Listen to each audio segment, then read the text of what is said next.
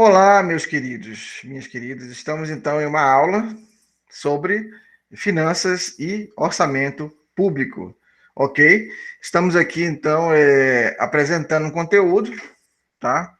É, sobre política fiscal, política monetária, política creditícia, ok? É, deixa aqui apresentar para vocês o meu slide. Então, na verdade, eu não vou falar sobre política creditícia nem cambial, e nem de intervenção do governo. Eu vou focar hoje mais em apresentar a política fiscal, porque é uma disciplina de finanças e orçamento público, e a parte monetária. E, lógico, a correlação entre política fiscal e monetária, elas se comunicam, ok? Então, vamos aqui apresentar meu slide.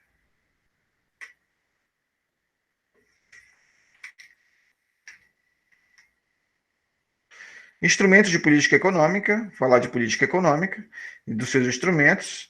E nesses instrumentos de política econômica, ou políticas econômicas, podemos dizer.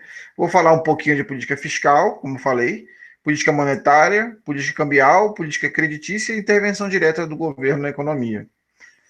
Todavia, eu vou ocupar o meu tempo hoje e falar da política fiscal e da política monetária, que são políticas que são importantíssimas para a compreensão do conteúdo da nossa disciplina agora, né? E daqui para frente com mais intensidade.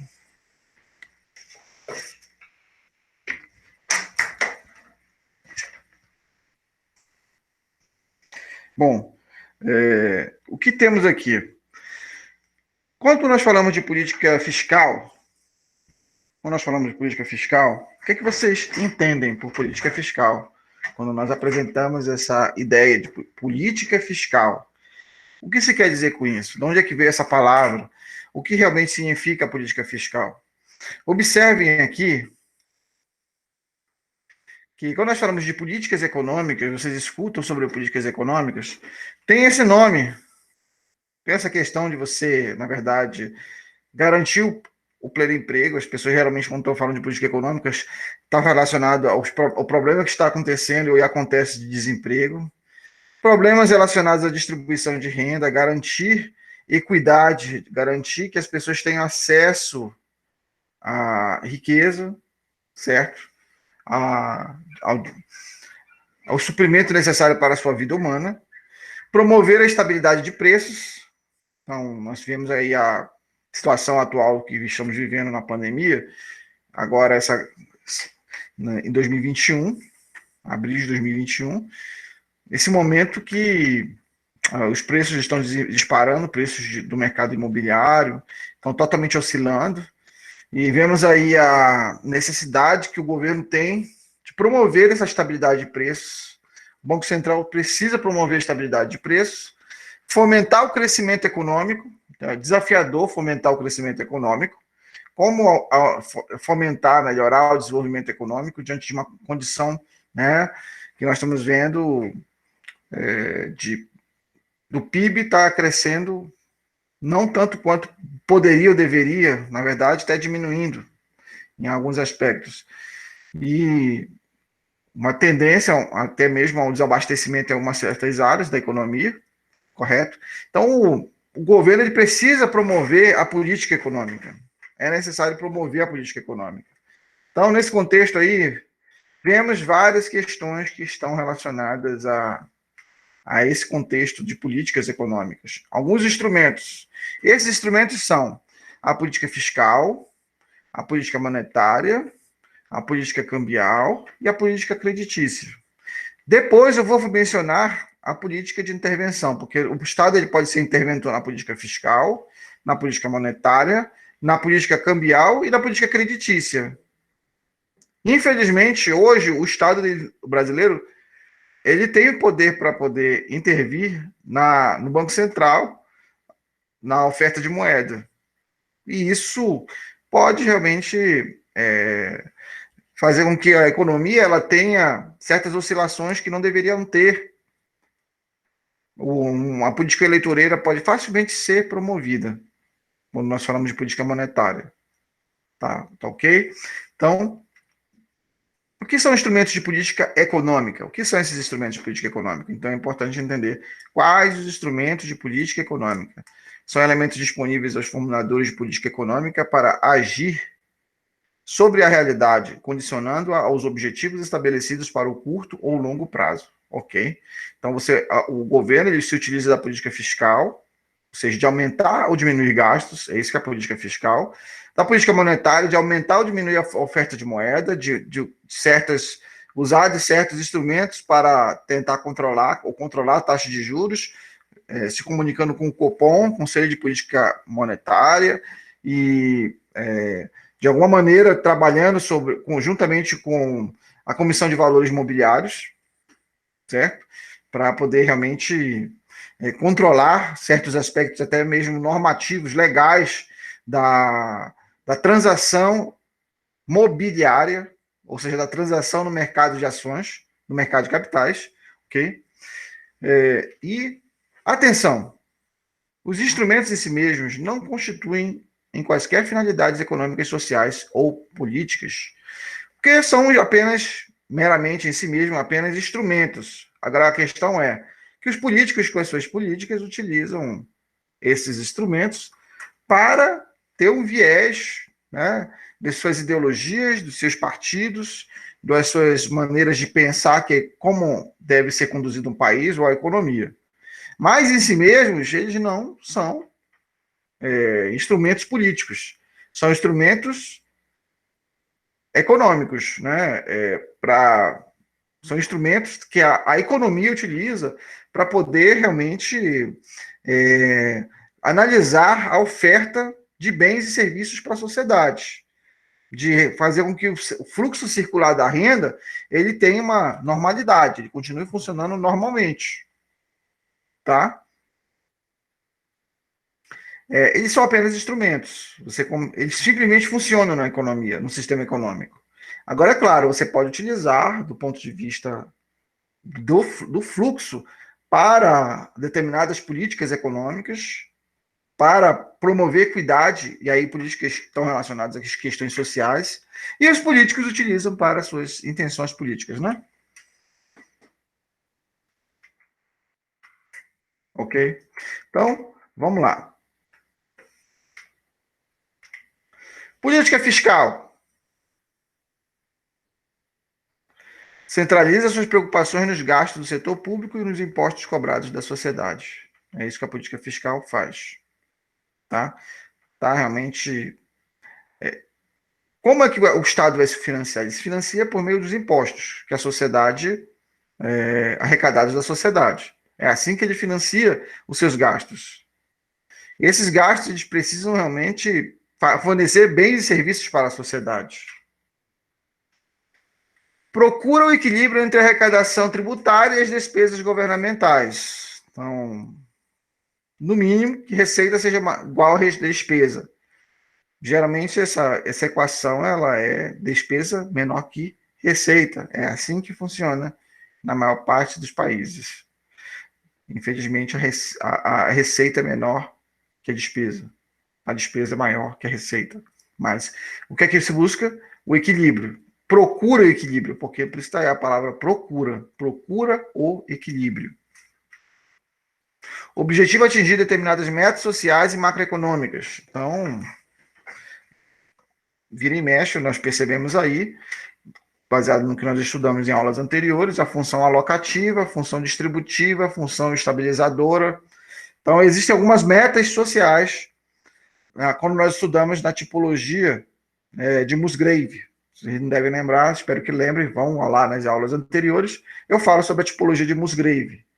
Então, vocês podem considerar, então, atingir metas sociais e macroeconômicas que são estabelecidas pelo governo, né?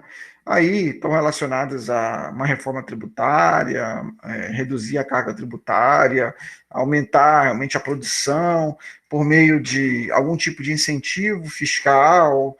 Geralmente, quando você fala incentivo fiscal, tá? Quando você fala em política fiscal, ao que se está realmente se referindo? Estamos nos referindo simplesmente a Aumento de gasto público, redução de gasto público. E esse aumento de gasto público, você vai aumentar ou reduzir, baseado em aumentar a tributação ou reduzir os gastos. Aí o governo pode se financiar assim: aumenta tributos, reduz gastos, você consegue equilibrar despesa para poder fazer com que os bens e serviços públicos eles alcancem a determinado benefício ou determinada população ou determinado segmento da sociedade. Então, os elementos relacionados à macroeconomia, ou seja, as políticas macroeconômicas, elas podem caminhar nesse sentido, né?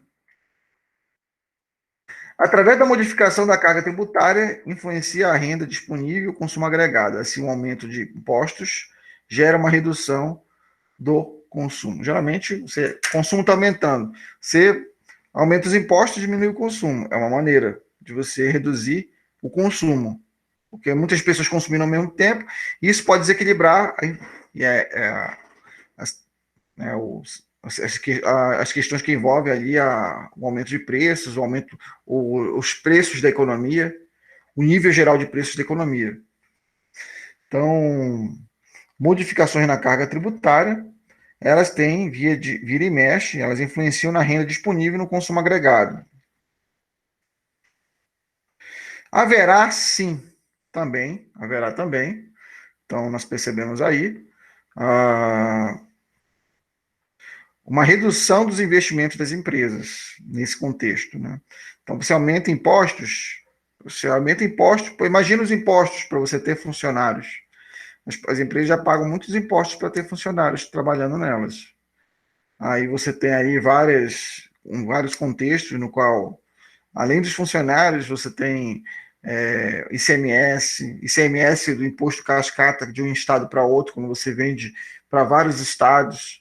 Então, aquela bagunça tributária, né, aquela imposto em cima de imposto, tudo poderia ser mais simplificado. Só que parece que existe um sistema por trás de tudo isso aí, sabe, pessoal, que complica os impostos, complica a maneira realmente de tributar na economia. Deveria ser feito um IVA, imposto sobre o valor agregado, mais simplificado, para poder realmente encorajar, incentivar a produção, né? O mais adequado seria isso, né? Então, o que vemos aqui também, quando nós falamos de política fiscal? Dívida pública. O governo, ele é aquele que financia suas necessidades. É por isso que existem necessidades de financiamento do setor público. Então, essas necessidades de financiamento, como nós falamos, elas podem ser via impostos, aumento dos impostos. Essa é uma maneira de financiar a NFSP, a necessidade de financiamento do setor público. Aumentar impostos é uma alternativa, só que geralmente não é bem-vinda, né? Por muitos setores da sociedade, a maior parte, na verdade. Quem gosta de aumento de impostos, né? Emissões monetárias.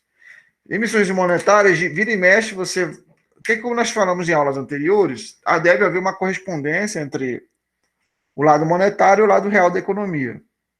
O problema é que, como não há essa correspondência entre o lado real e o lado monetário, há problemas. Há problemas. A economia ela vai ter problemas se houver uma oferta de moeda que não corresponde à realidade. Não corresponde à sua produção real.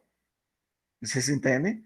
Então, quando você oferta moeda, e essa oferta de moeda abundante, vocês devem ter assistido La Casa de Papel, no primeira temporada, eles aumentaram, né? Criaram moeda, eles estavam criando papel. E muitas empresas no mundo fazem isso, sabia? Corporações fazem isso, com chaves com o governo para aumentar a moeda. A verdade é essa, tá? Com chave entre corporações e governo. Aí fazem aí os bilionários da vida, trilionários, né? E as pessoas aí vivendo no lado real da economia em pobreza, em dificuldades. Então, só a emissão de monetária já gera inflação em si mesma.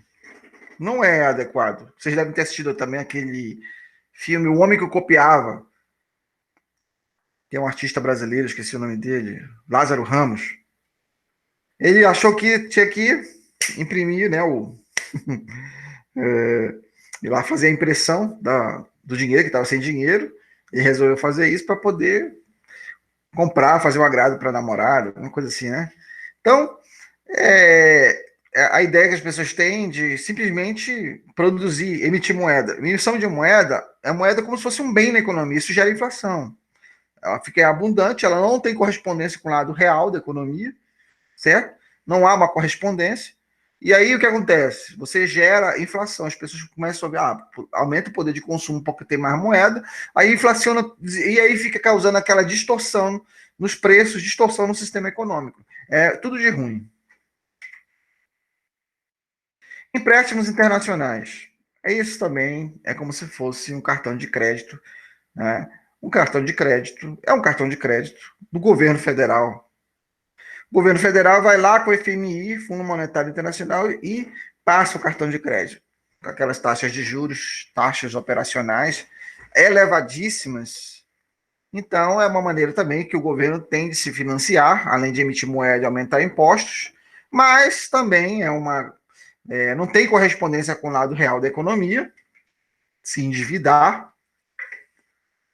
Tem correspondência na medida que, na verdade, tem correspondência, porque, mas eu digo assim, não tem correspondência com o nosso produto interno bruto. Está relacionado ao produto interno bruto de uma outra nação, porque é um dinheiro que foi produzido porque outros ganharam mais dinheiro, vocês entendem? Então, como outros ganharam mais dinheiro, aí nós pegamos esse dinheiro para fazer parte da nossa, para nós usarmos esse dinheiro dentro do nosso país, porque nossa produção não é tão grande assim, ao ponto de aumentar a receita e aumentar a arrecadação. Ok? Então, isso é um problema também. Empréstimos internacionais, as taxas de juros são elevadíssimas. Um empréstimo, né, pessoal? Colocação de títulos no mercado. Oferta de títulos públicos no mercado. Como nós temos aí, no caso, a operação de open market, ou seja, operações de mercado aberto, né? Os títulos do Tesouro Direto, melhor dizendo, melhor do que. Eu não vou falar de open market agora, mas vamos falar aqui de títulos da dívida pública. O título do Tesouro Direto, Tesouro Direto Selic, Tesouro Direto IPCA, são títulos públicos que são formas que, na verdade, o governo utiliza para se endividar internamente. Faz parte da dívida interna. Né? Então, o que vemos aí, nesse caso, é um endividamento interno, né? É um compromisso que o governo tem com aqueles agentes econômicos que compram os seus títulos, os títulos da dívida pública. É uma maneira que ele pega esse dinheiro e usa esse dinheiro para fazer a economia girar, fazer o sistema girar, fazer a máquina girar, fazer a máquina funcionar. Não sei se vocês viram recentemente, falando nisso, e necessidade de financiamento do setor público, como nós temos falado, nós estamos falando aqui de necessidade de financiamento, né?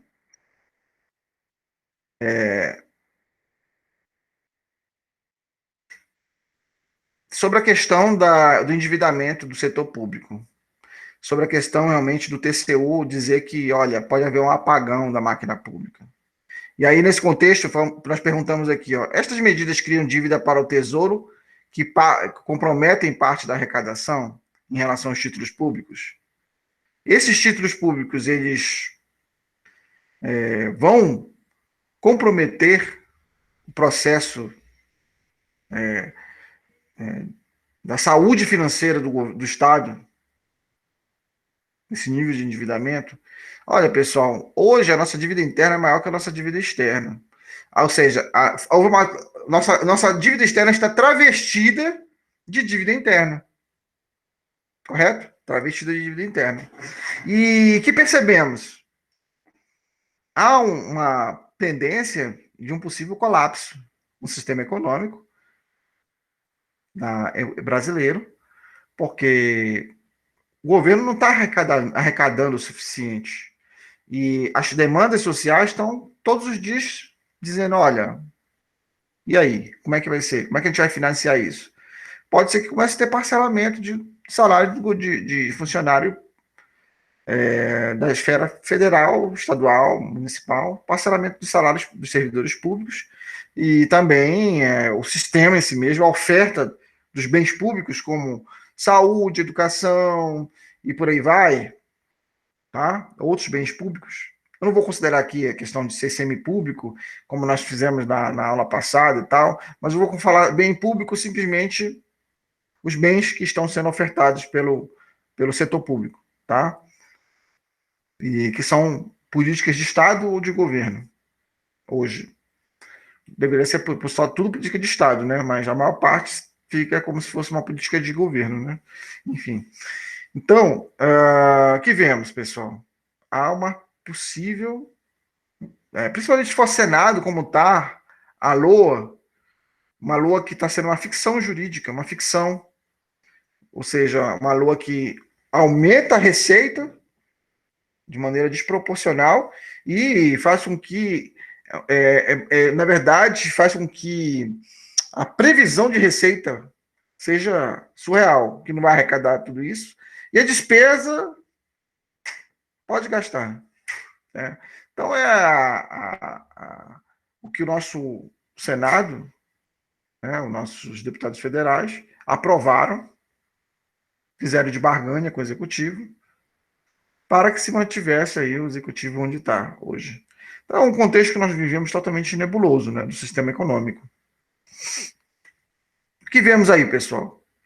As receitas brutas de impostos, quando você pensa, não, receita bruta, menos, né, quando nós falamos de dívida pública, a receita bruta de impostos, menos a transferência que o governo faz, que ele faz algumas transferências, é igual à sua receita líquida de impostos. O que acontece? Essa receita líquida dos impostos, menos os gastos correntes de consumo do governo, são iguais à poupança em conta corrente. Essa poupança em conta corrente, menos investimento governamental, é igual a superávit ou déficit público. Então, nós estamos aqui deduzindo tudo que existe para poder chegar a dizer que nós temos superávit ou déficit. Hoje, o governo federal tem déficit, certo? E esse déficit é resultado do que exatamente? O que aconteceu para que ele tenha déficit? Nessa continha aqui, aumentou os gastos correntes de consumo corrente do governo. O governo passou a não ter poupança corrente. Em vez de formar poupança do governo, ele não tem poupança do governo praticamente. Tem pouca poupança do governo, né, na verdade. A poupança do governo, na verdade, está comprometida, né, que talvez, por exemplo, rigorosamente falando, talvez, não tem. Está comprometida. É isso que eu quero dizer. Eu quero dizer que o passivo governamental é maior que o ativo, muitas vezes maior que o ativo. Né? Quando você for considerar variável estoque, dívida, como variável estoque. Né?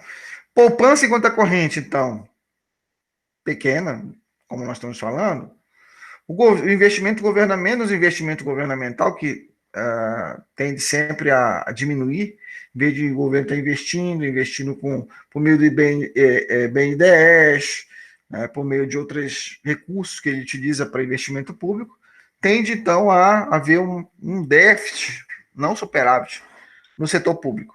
Tá?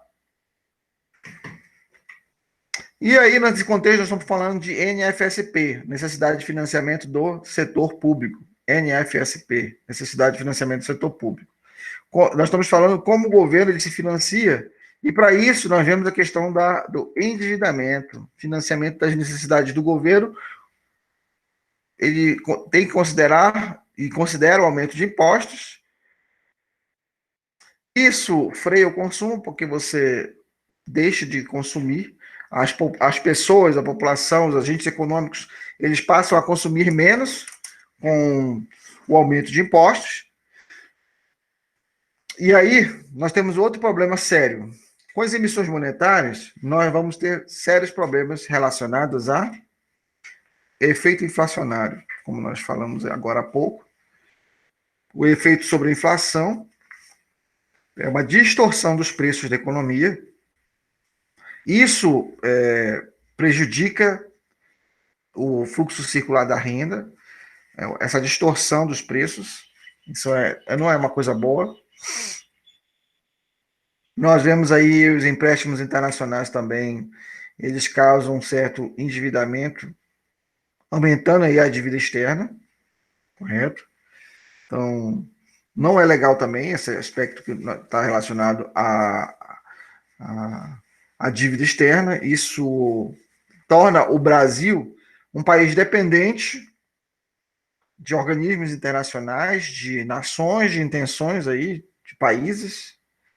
Colocação de títulos públicos no mercado acompanha o aumento de juros. Você vai ter aí que vai aumentar a taxa de juros.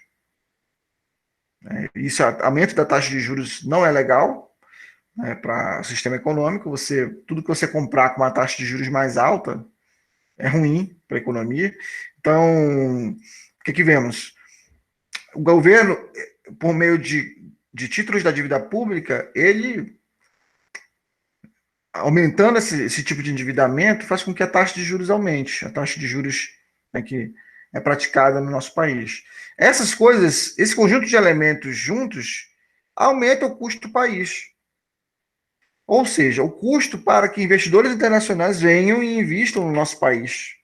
A atração de capital, na verdade, diminui. Ou seja, as pessoas veem, poxa, tá aí, ó. Quando você aumenta a taxa de juros, no nosso país, eles gostam. Vamos investir naquele país, a taxa de juros está alta. Eles lucram com isso. Né?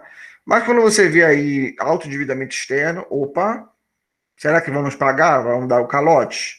Efeito inflacionário, não tem muito controle de preços, essa oscilação ela é desconfortável para os agentes econômicos, e ninguém quer investir num país em que as pessoas não consomem.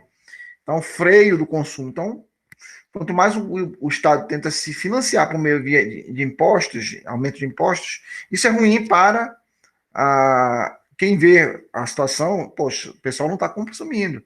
Eu vou investir num país que precisa que as pessoas consumam para que o empresário lucre, né? Certo? Então, o que nós vemos? Desvia recurso do setor privado e desestimula a atividade produtiva, esse conjunto de elementos. Nós vemos aqui um ciclo vicioso de desequilíbrio do sistema econômico. Títulos promovem juros maiores, amortizados com novas emissões de títulos ou com emissões monetárias. E aí nós percebemos um novo desequilíbrio do sistema econômico. Tá? O que nós vemos aqui de política fiscal? É a política de receitas e despesas do governo. É definida a definição da carga tributária sobre os agentes e definição dos gastos do governo, tomando como base os tributos captados. Tá? Então, é a maneira que o governo ele pode, então, se financiar. A política de receitas e despesas do governo, ela é inerente ao que nós chamamos de política fiscal. O governo nacional, o Congresso Nacional, ele é responsável pela aprovação do orçamento do governo federal, aprovado nas duas casas, na Câmara dos Deputados, no Senado Federal, e sancionada pelo presidente da República. Então, nós vemos aí, nesse contexto aí, que a LOA, todo ano, ela é aprovada. Observe que está um dilema que, se o presidente da República atualmente ele assinar a LOA como está, acima infringindo a regra de ouro, e muito acima, né, e realmente aumentando aí os gastos públicos de maneira desproporcional, ele vai incorrer em crime de responsabilidade. Pelo mesmo motivo que ele assinou, ele, na verdade, votou pelo impeachment da Dilma Rousseff, que incorreu em crime de responsabilidade, ele vai incorrer no mesmo crime de responsabilidade. É o mesmo crime. Tá? Então, a grande questão é que na época da Dilma, como queriam tirá-la, né? Não era crime não era, as pessoas não atentavam para o crime de responsabilidade. Então, os outros presidentes praticavam a pedalada fiscal, ou seja, jogar restos a pagar para frente, jogar endividamento para frente e assinar a LOA desse jeito, com endividamento para frente. Né? Então, aí, o pessoal se juntou, política é desse jeito, né? Não observaram, a presidente não observou essa questão, não considerou, porque já era praticado esse tipo de prática, né? Já era usada. Então, todo mundo faz, eu vou fazer. Então, pegaram ela naquilo, pela questão da pedalada fiscal. É o mesmo problema agora que está acontecendo com pandemia, com todo um contexto no qual é assim, querem que gaste, só que política, isso é tudo política, né? Querem que gaste muito, só que alguém se responsabilize por isso. É imoral tudo que está acontecendo, a maneira que está sendo usado o recurso público, todo recurso público está sendo imoral, né? Não se direcionando para a pandemia, para políticas que resolvem a questão toda mesmo, de verdade e tal. Governos que pegam dinheiro, não usam o dinheiro público para hospitais de campanha, comprar vacina, toda a política sanitária, mas utilizaram o dinheiro que o governo federal deu para poder pagar suas dívidas com o governo federal. Ou então, sei lá, talvez tenha desviado, é o mais provável, né? É possível, não sei. Diante de tantos desvios de dinheiro público, então alguém tem que explicar o que está acontecendo com o dinheiro público. Enfim, esse contexto é assim, né? Eu não gosto de entrar muito na parte política, gosto de entrar mais na parte técnica, né? Mas vira e mexe, a gente tem que analisar um pouco do que está acontecendo. Objetivo da política fiscal. Então, nós vemos aí, resgatando o que já temos falado em aulas anteriores, a política alocativa, fornecimento de bens públicos. Nós fornecemos, na política alocativa, são fornecidos bens públicos para a sociedade, por meio de alocar alguns recursos que estavam sendo destinados, então, para. Muitos dos recursos atualmente, que era para outros setores, estão sendo investidos na segurança, aumento de salários dos militares, né? Forças auxiliares, em alguns casos. Né? Então, isso é alocação de recursos, na verdade, também, em certo sentido, porque quando você aumenta dinheiro, salário de alguém, você está tirando dinheiro de outro setor. Como é que você vai pagar aquele pessoal? Né? Então, quando você tira dinheiro de um setor como saneamento e investe na saúde, você tirou dinheiro de um lugar e fez alocação de recursos. Agora está sendo retirado muito dinheiro da educação, bolsas de pesquisa, vários projetos dentro das universidades federais, institutos federais, bolsas para os alunos permanecerem, auxílio permanência, né? Está sendo retirado e utilizado em outros setores aí, combate à pandemia, segurança, outros setores da sociedade. O fato é que o recurso para as instituições de ensino tem diminuído. Ensino federal, ensino estadual, enfim, distrital. Distrital, não sei tanto. Talvez. Função distributiva, ajuste na distribuição de renda de forma justa. Então, políticas que garantam a equidade. Então, está relacionado à política fiscal. Garantam a renda, garantam o acesso a direitos, garantam o acesso aos bens públicos. Tá? E política estabilizadora, o uso da política econômica para aumentar níveis de emprego, estabilizar os preços e obter uma taxa apropriada de crescimento da economia. Ok? Hoje, por exemplo, nós estamos numa situação em que é necessária uma política estabilizadora. Os preços estão oscilando. O mercado está. Toda hora você vai comprar alguma coisa, tem pessoas que já estão com insegurança alimentar. Várias famílias no Brasil já vivendo com insegurança alimentar. Deixa eu ver uns dados aí de 30%, pelo menos, das famílias no Brasil vivendo uma situação de insegurança alimentar. Não podem comprar suas hortaliças, o básico, para poder uma salada, até às vezes até o feijão com arroz. Né?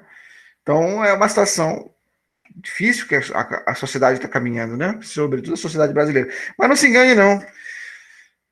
Tá vendo esse problema de segurança alimentar na Europa? Estudantes franceses estão lá, tá tendo fome na Europa. Estudantes franceses de universidades de renome, como Sorbonne e tudo, não tem alimento, estão precisando ir a banco de alimentos fornecidos pelo governo. Então, tem estudantes que não estão comendo 3 refeições por dia, estão pulando uma refeição para poder sobreviver. Pessoas na Europa, os mais que estão sendo mais afetados são os jovens na Europa, pela fome. França, Alemanha, vários lugares lá, tá? A Inglaterra, está sendo complicado, pessoal.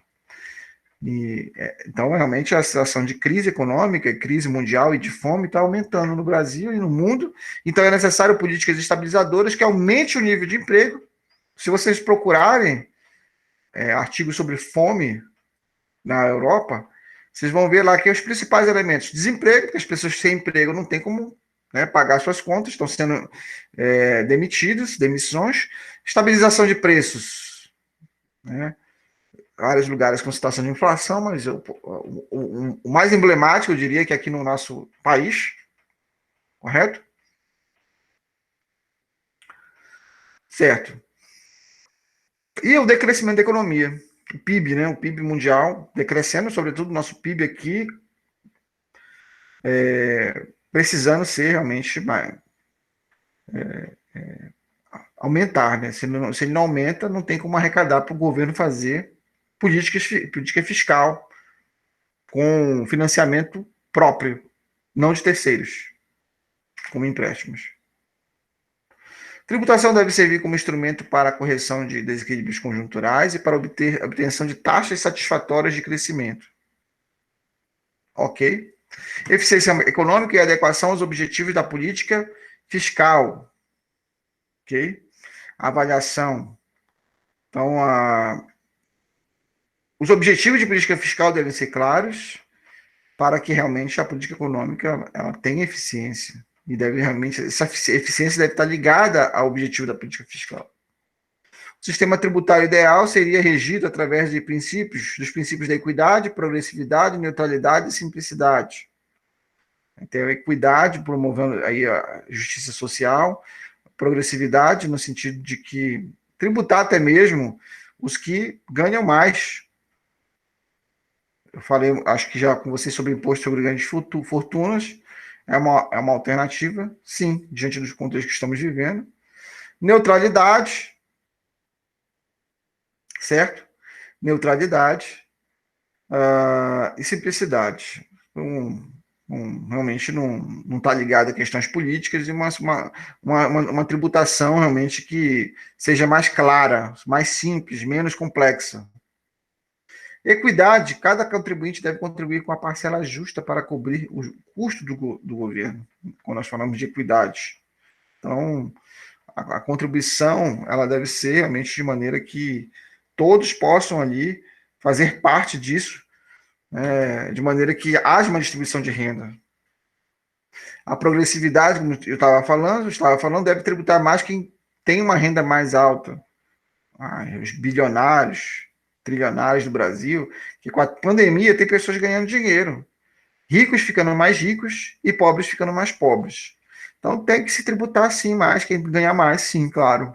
O problema é que se faz uma política tributária para o povo, não para os ricos também. Neutralidade. Os impostos devem ser tais que minimizem os possíveis impactos negativos da tributação sobre a eficiência econômica. Então, impostos que comprometem a eficiência econômica ou deixam a economia ineficiente deveriam ser indesejados, mas o sistema é injusto, então cria-se impostos que não trazem eficiência econômica, transforma o sistema em uma coisa mais complicada ainda. Sobretudo, a simplicidade deve ser de fácil compreensão para os contribuintes e de fácil arrecadação para o governo. Deveria ser assim, isso aí é o que dever ser. Na prática, nós vemos uma situação, uma realidade totalmente diferente, né, pessoal? Conceitos importantes da política fiscal. Aí nós vemos uma situação de superávit, déficit fiscal primário, número que revela os gastos administrados pelo setor público, nos 3 níveis de governo estão, de fato, dentro do limite de suas receitas. Observação: não entra o pagamento de juros da dívida. Então, aí, nós vemos na esfera federal, estadual e municipal, os governos, eles precisam realmente, de fato, de aumentar ter uma arrecadação, ter realmente capital próprio, resultado da produção interna do país, superávites que correspondam a essa produção, tenham relação com essa produção. E os gastos precisam ser dentro dos limites das suas receitas para isso, também, principalmente. Porque o problema é que os gastos acabam sendo acima da despesa. Então, gasto acima da despesa, você vai ter déficit público. Então, superávit e déficit fiscal nominal representa o resultado primário mais encargos dos juros da dívida nos 3 níveis. Aí você vê o resultado negativo, aumento da dívida pública, resultado positivo, diminui a dívida pública. Então, vira e mexe, o que nós temos? Uma situação de déficit público. Um déficit público crescente. Um déficit público que tem aumentado demais. A dívida líquida do setor público reflete tudo o que os 3 níveis de governo devem, menos o que tem de receber junto aos bancos, organismos internacionais e outras entidades. Então, todas as dívidas dos estados, das 26 unidades federativas, são a dívida do governo. E o governo tem incorrido, agora, principalmente nesse período de pandemia, já vinha incorrendo em superávit ou déficit. Déficit. Resultado primário negativo. Como é que tem sido feito e como é que é feito, como é que é praticado, quando nós pensamos assim, em analisar a dívida pública? Dívida em percentual em relação ao PIB. Então, é o percentual, né? Dívida em percentual, ou seja, quando você coloca a dívida total em relação ao PIB, é o percentual. Dívida em relação ao PIB é o percentual. Isso que eu quis dizer aí, tá? Não é a dívida exatamente em percentual, mas a dívida bruta, a dívida total, em relação ao PIB, você tem o percentual, a dívida em relação ao PIB. Então, como é que você mensura a dívida? A dívida em relação ao PIB. A nossa, recentemente, estava em 80% do PIB. Para onde é que nós vamos, né? A nossa dívida pública. Então, se você deve mais do que produz, o que vai acontecer? Como é que você vai pagar suas contas? É só você pensar. Se você tem mais dívidas do que aquilo que você tem de receita mensal, para onde é que você vai com isso? Mais do que aquilo que você pode pagar mensalmente? Essa é a situação nossa. Quando nós falamos de dívida em relação ao PIB. Quando você tem dívida em relação ao PIB, você tem um percentual. Não é dívida em percentual, não, pessoal. Eu quis dizer aqui, pode não ficar claro, é dívida em relação ao PIB. Se você quiser fazer um trabalho, um artigo, você pode pegar a relação dívida-PIB que você deve encontrar aí na página do IPEA, do Banco Central, a relação dívida-PIB. O Banco Central tem muita relação dívida-PIB, que você vai analisar a dívida em relação ao PIB. Já está pronto lá, já está pronta essa divisão. Na página do Banco Central, inclusive, está pronta. Sugestões para o seu artigo, inclusive. Você pode pegar ali, fazer a relação dívida líquida PIB, que é DLSP, eu fiz isso na minha dissertação. Realizar levantamento da dívida em relação ao PIB no período de 2015 a 20, pode analisar isso. Determinando o percentual do valor da dívida em relação ao PIB, certo? Essa relação, você encontra... você pode fazer dívida líquida do setor público, DLSP, tem DBGG, em relação ao PIB, né? Dívida bruta do setor público, que é a DBGG, e por aí vai. Tem várias relações lá de dívida PIB, tanto dívida líquida como dívida bruta e outras considerações da relação dívida PIB na página do Banco Central, lá em estatísticas. Se vocês quiserem lá, vão lá em estatísticas. O aumento da arrecadação pode ser realizado por meio de uma reforma tributária que melhore a capacidade da arrecadação, ou reduzindo os gastos públicos por meio de uma reforma administrativa que diminua o custeio e uma política monetária mais suave que trabalhe com taxas de juros menores. Certo? Então, o que nós esperávamos? Uma reforma tributária que não fosse fictícia, uma reforma tributária meia boca, só para dizer que fez uma reforma tributária.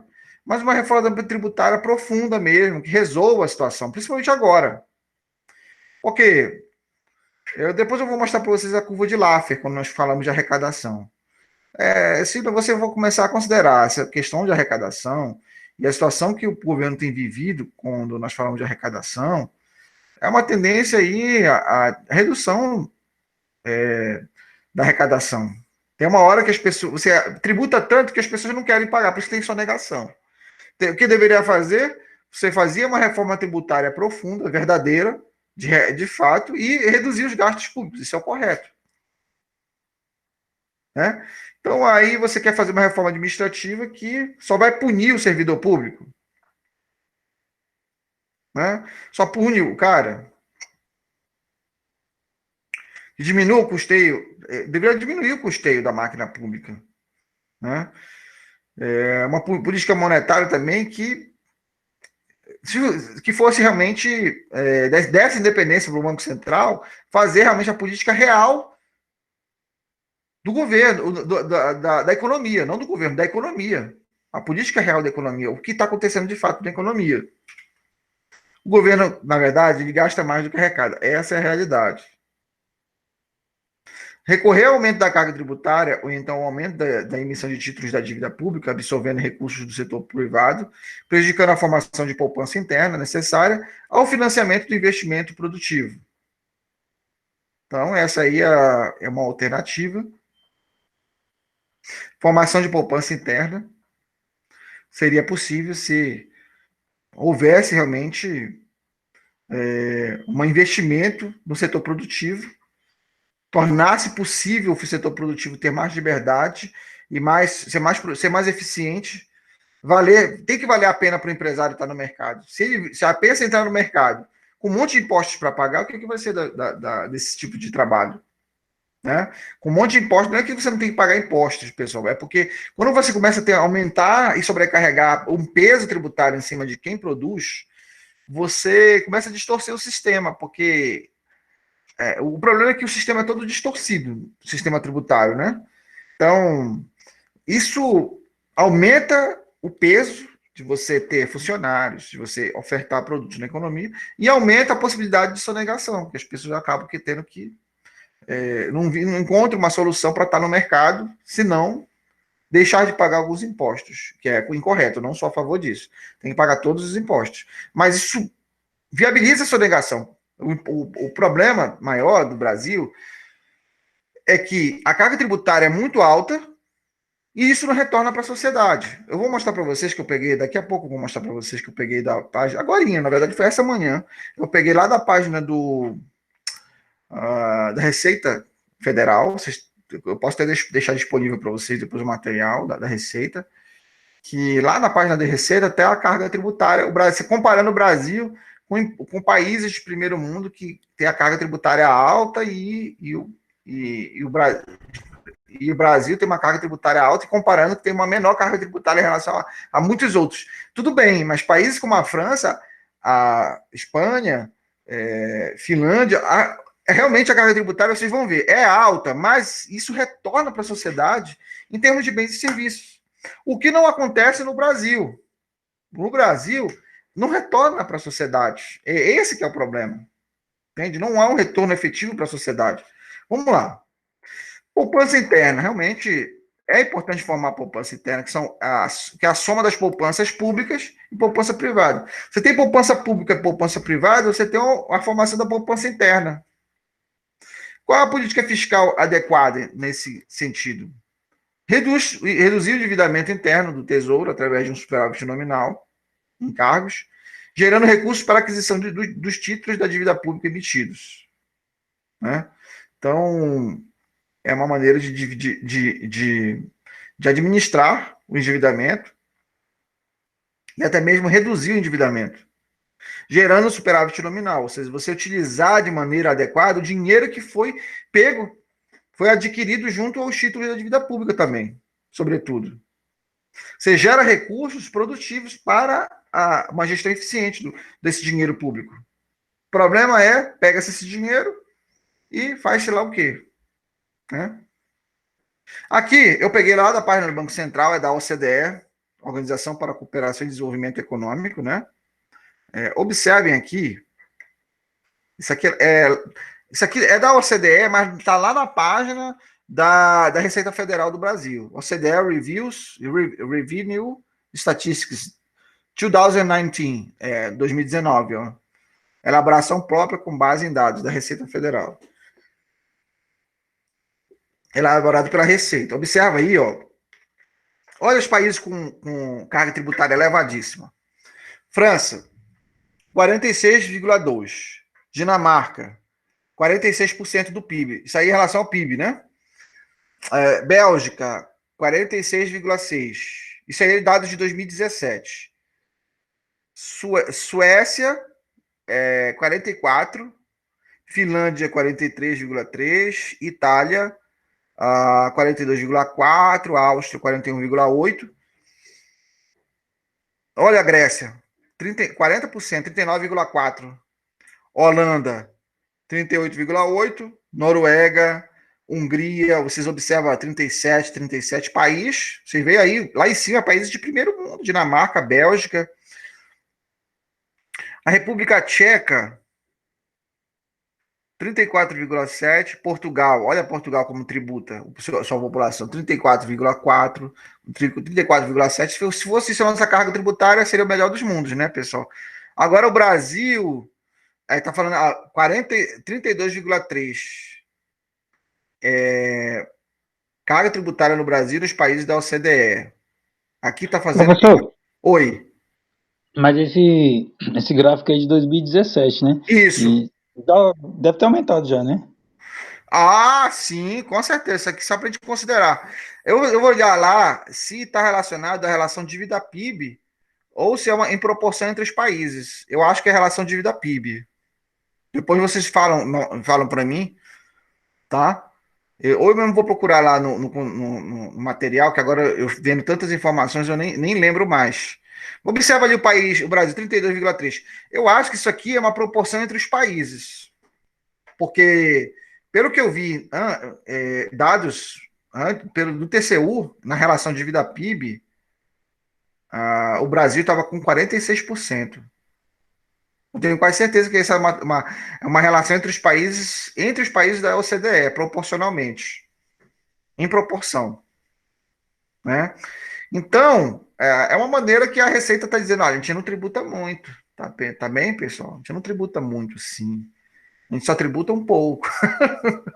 Não é tanto assim, ó, se vocês compararem com os países de primeiro mundo, não é tanto. Mas o problema, pessoal, é que, poxa, cara, a saúde da França é pública, mas retorna para a sociedade. Você tem saúde de qualidade, educação de qualidade, educação de primeiro mundo, pessoal. O pobre estuda e faz seu mestrado, doutorado, consegue terminar.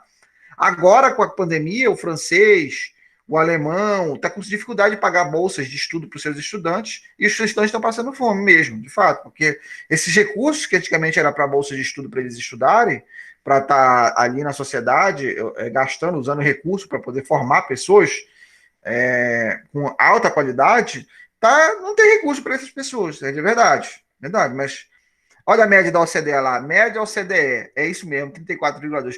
Eu tenho certeza absoluta que, porque eu achei interessante isso daqui, eu tenho certeza absoluta, depois eu vou dar uma olhada, tá? Não é em proporção do PIB, não é em proporção do PIB, é em proporção entre os países da OCDE.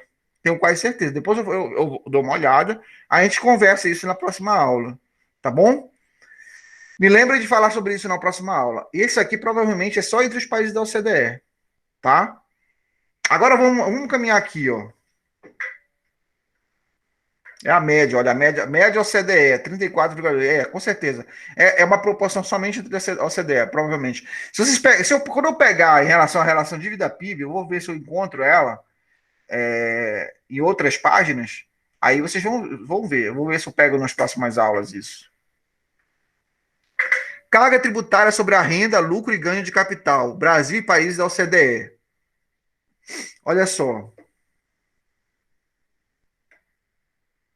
Vocês observam aqui, ó, Dinamarca. Dinamarca, Islândia, Nova Zelândia, Bélgica, Suécia, Finlândia, Canadá. Canadá, ó, tributar sobre renda, lucros e ganhos de capital. Aí, na verdade, a Receita está dizendo, ó, a gente não tributa tanto sobre ganhos de capital.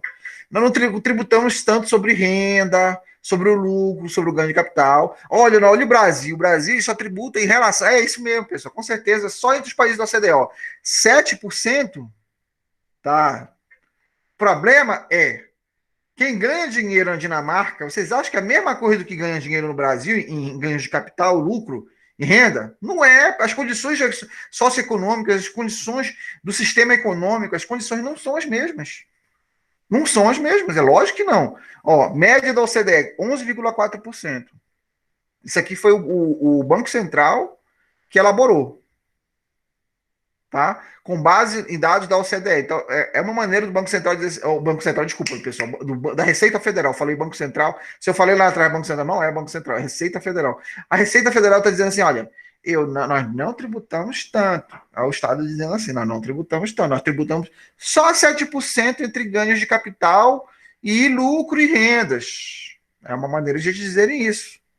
Quem tributa mais, inclusive, é a Dinamarca. Mas, pessoal, é claro, sabe por que o dinamarquês tributa tanto entre lá?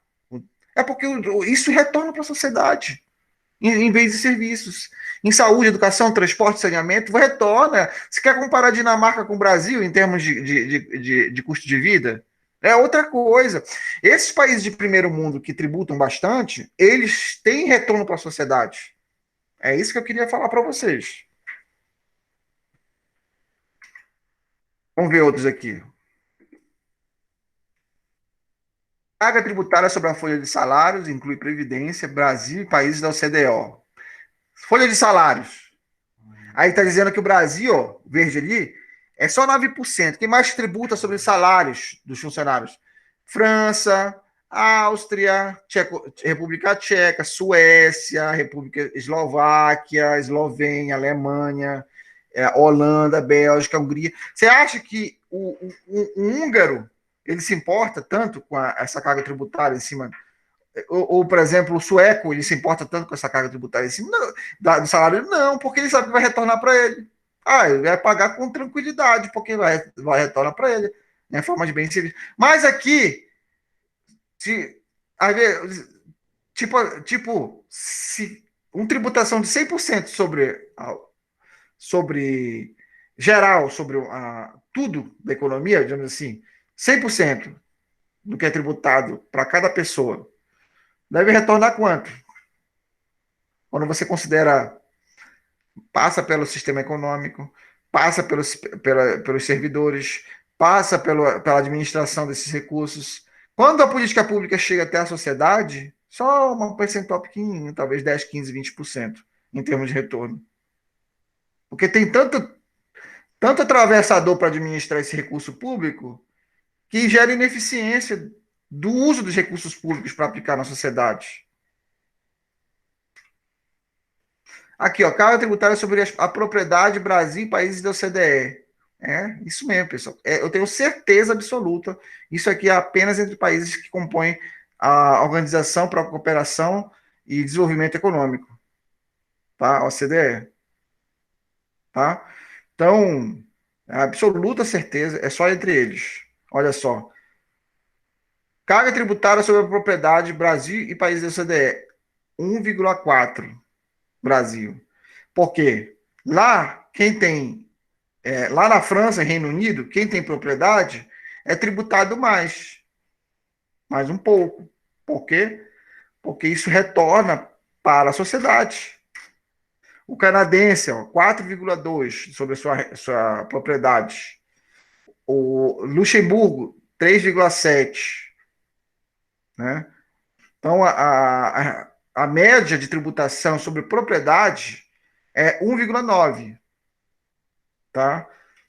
Então, aqui nós podemos considerar que poderá reduzir a carga tributária incidente sobre o setor produtivo e, dessa forma, permitir o maior crescimento da economia. O problema é que há muita incidência sobre a carga tributária.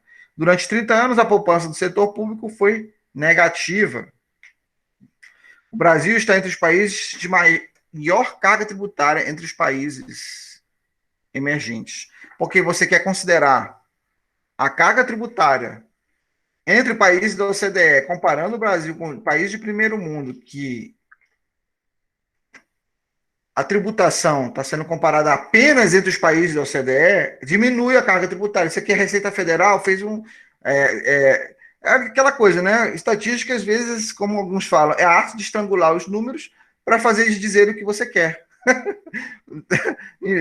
Mas se você considerar, e não entre os países da OCDE, a relação da tributação em relação ao PIB entre países, você vai ver que o Brasil tem uma das maiores cargas tributárias do mundo, e entre os países emergentes, está também entre as maiores cargas tributárias do mundo. Tá ok? Questão para reflexão. E será que manter a inflação reduzida seria taxas de inflação acima de 5% ao ano, já considerada elevação acima de 10% são proibitíveis? Será que... Como fazer isso aí? Reforma fiscal, a menor carga fiscal para a sociedade, qual seria? Qual seria a menor carga tributária? O que seria melhor? Eu tenho certeza que se fosse feita uma reforma tributária séria, ia ficar ia diminuir, felizmente ou infelizmente, iria diminuir o trabalho para vários contadores, e também iria reduzir, talvez, e até acabar o mercado canibalizado, o mercado aí que tem do direito tributário, porque eles se beneficiam, muitos advogados tributários se beneficiam dessa salada, dessa bagunça tributária que é o nosso país. Melhoraria para a economia, mas para esses profissionais, talvez até alguns dessa área específica, talvez sejam desempregados, talvez, né? Porque seria realmente uma simplificação da carga tributária.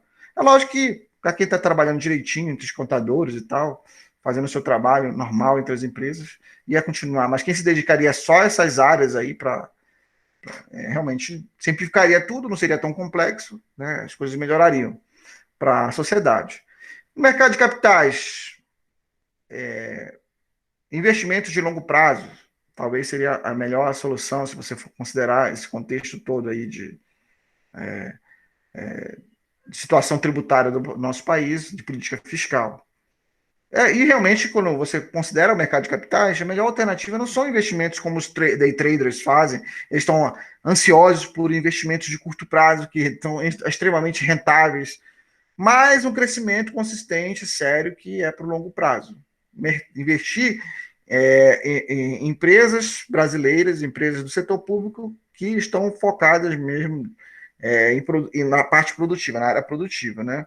Ou seja, você vai investir para o longo prazo. Torna-se necessária a redução de taxas de juros para equacionamento do déficit público, pois as duas estão atreladas. Exercício e resultado primário do governo central no período de 2016 a 2020. Um exercício de você pensar e analisar o resultado primário do governo. Pode ser um bom exercício de estudo, de quando você for pensar na carga tributária, considerar a carga tributária, né?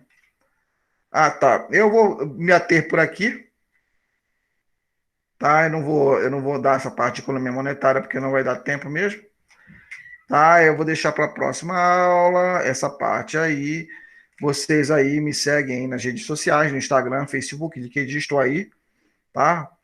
À disposição de vocês que estão aí trabalhando nas redes sociais, no meu canal no YouTube, tem vários vídeos muito bons, né? Não esqueçam lá de deixar o like lá, de assistir os vídeos.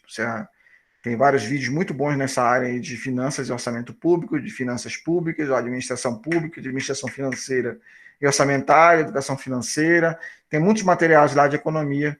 Tá aí as referências bibliográficas que eu deixei para vocês, não deixem de ler também. Matias, José Matias, Sérgio Mendes, o Musgrave, tá? Tem vários, Jean Biagi, Cláudia Além, Fernando Antônio Rezende, o Flávio Riani. Então, acessem lá, vejam esses materiais, artigos desses autores, que são muito bons para nossos artigos de finanças públicas, ok? Um forte abraço a todos. Obrigado por esse momento de aula, tá? Esse momento que estamos aí, então, estudando finanças públicas, finanças e orçamento público. e nos aprofundando mais sobre esse conteúdo interessantíssimo. Para a próxima aula, então, eu deixo para vocês aí, vou pegar essa parte de política monetária, porque já nós precisamos entender os instrumentos de política que o governo utiliza para poder realmente compreender esse conteúdo aí de finanças e orçamento público. Ok? Muito obrigado. Bons estudos aí, pessoal. Valeu, professor. Bom dia.